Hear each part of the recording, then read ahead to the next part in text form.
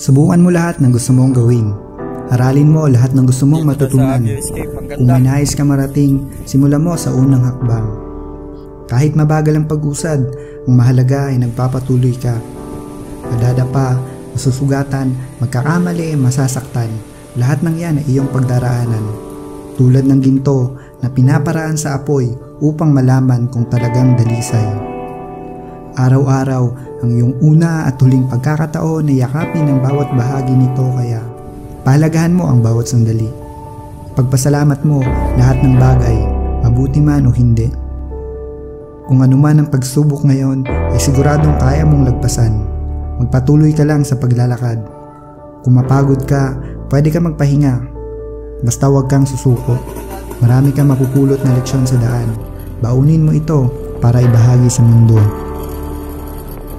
Mangarap ka ng may malalim na dahilan.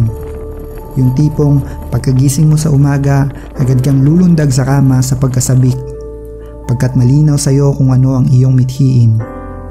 Kung ngayon man ay malabo pa at pakiramdam mo imposible na, alalahanin mo na habang may buhay ay may pag-asa.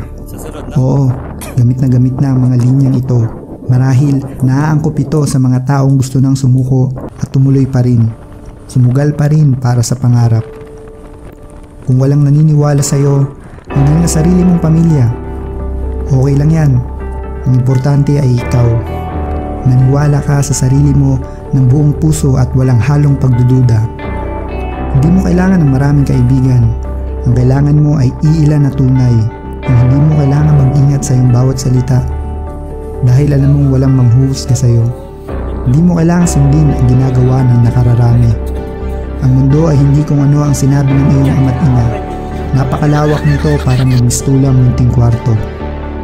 Karapatan mo maging malaya, kaya gawin mo lahat ng ninanais mo.